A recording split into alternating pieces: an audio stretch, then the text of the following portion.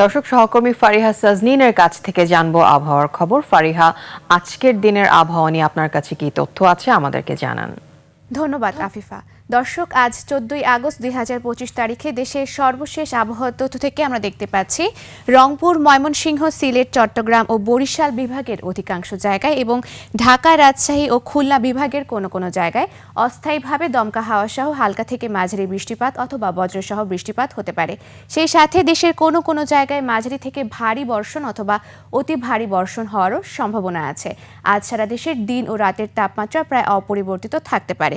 গতকাল উত্তর পশ্চিম বঙ্গোপসাগর ও তৎসংলগ্ন পশ্চিম মধ্য বঙ্গোপসাগরে একটি লঘুচাপ সৃষ্টি হয়েছিল, যা আজ ঘনীভূত হয়ে যেতে পারে। এজন্য দেশের চট্টগ্রাম, মোংলা, পায়রা ও কক্সবাজার সমুদ্র বন্দর সমূহকে 3 নম্বর সতর্ক সংকেত দেখে যেতে বলা হয়েছে। সেই সাথে বর্তমানে মৌসুমী বায়ুটি বাংলাদেশের উত্তরাঞ্চলের উপর সক্রিয় এবং অন্যান্য জায়গায় মোটামুটি সক্রিয় অবস্থায় রয়েছে এবং উত্তর বঙ্গোপসাগরে প্রবল অবস্থায় রয়েছে। এজন্য আগামী কিছুদিন বৃষ্টিপাতের প্রবণতা অব্যাহত থাকবে বলে জানিয়েছে আবহাওয়া অফিস থেকে। বর্তমানে বিশেষ কিছু অঞ্চলের তাপমাত্রা যদি আমরা দেখে থাকি, তাহলে সিলেটে রয়েছে 27 ডিগ্রি সেলসিয়াস, ঢাকা, কুমিল্লায় রয়েছে 28 ডিগ্রি সেলসিয়াস, খুলনায় রয়েছে 29 ডিগ্রি সেলসিয়াস। গতকাল সর্বনিম্ন তাপমাত্রা রেকর্ড করা হয়েছে বান্দরবনে, যা 24.1 ডিগ্রি সেলসিয়াস এবং সর্বোচ্চ তাপমাত্রা সীতাকুণ্ডে, যা 34.5 ডিগ্রি সেলসিয়াস।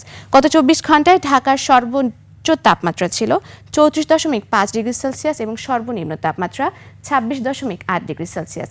আজ ঢাকার আকাশ আংশিক মেঘলা থেকে মেঘাচ্ছন্ন থাকবে এবং দক্ষিণ অথবা দক্ষিণ পূর্ব দিক থেকে ঘন্টায় 10 থেকে 15 কিলোমিটার বেগে বাতাস প্রবাহিত হতে পারে। আজ সকাল 6টা অনুযায়ী ঢাকার বাতাসের আপেক্ষিক আর্দ্রতা নির্ণয় করা হয়েছে 90%। সেই সাথে আজ ঢাকা সহ এর আশেপাশের এলাকায় হালকা বৃষ্টিপাত হতে পারে।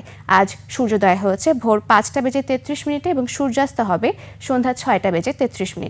দর্শক, এই ছিল আমাদের আজকের আবহাওয়ার তথ্য। ফিরে যাব আফিফার কাছে। আফিফা। ফারিহা, ধন্যবাদ আপনাকে।